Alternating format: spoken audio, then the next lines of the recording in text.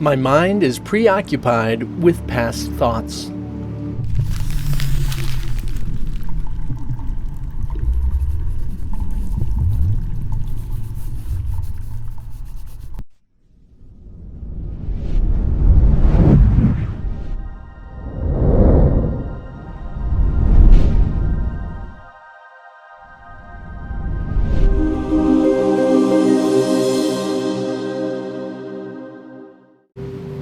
So hopefully this is pretty profound for you. It is pretty intense when you first think about this, recognizing that you actually don't see anything, that no one actually sees anything at all in two different ways, in your mind and outside. It's pretty interesting because once you start discovering this, you're going to be pretty skeptical. It's natural to be skeptical about what this is talking about. Yet recognize it also says that the mind cannot comprehend the present moment. It can't comprehend it. Just to notice that every time you look around, everything you're dealing with, you are literally reviewing all of your past experiences. This is all you need to do. You don't need to stress about completely grasping or understanding this quite yet.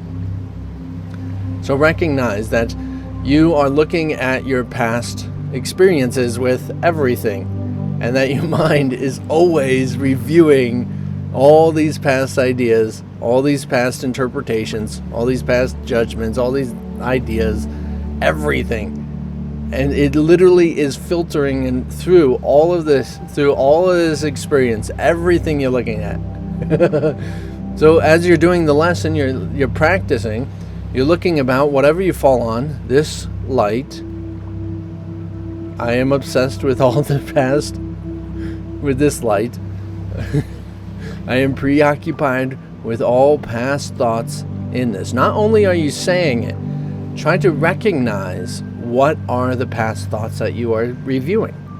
Try to recognize that where the definition of this came from, the material that it's made, when was the first time you learned about it, when did you learn about lights, what has happened with lights.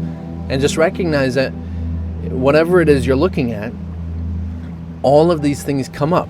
They might not be as conscious as the level of your thinking is, but you're attempting to open up into a deeper aspect of your subconscious mind. So only by this way can your mind be trained to actually grasp what this moment is.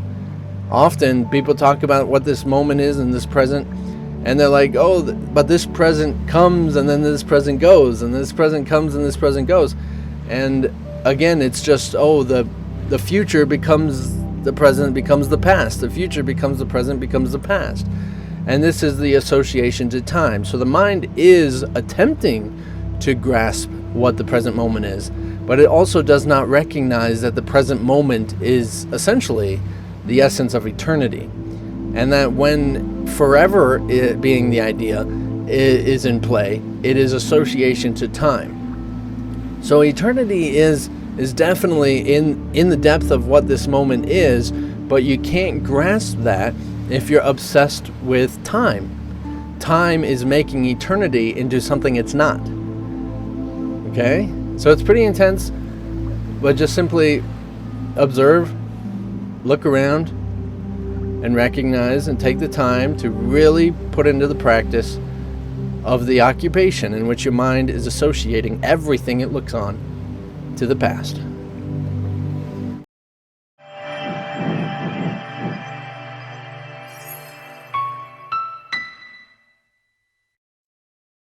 It does this all the time. Your mind is preoccupied with past thoughts. It is very obsessed. It can't get out of it. Sorry to tell you.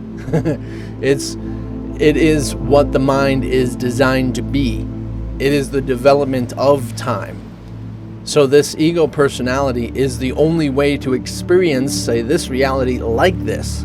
You can't experience time and bodies and birth and death and experience like that without your mind. So understand that this mind, being so occupied with your past, is a very large tool, a very important tool to make it so you can experience the world this way.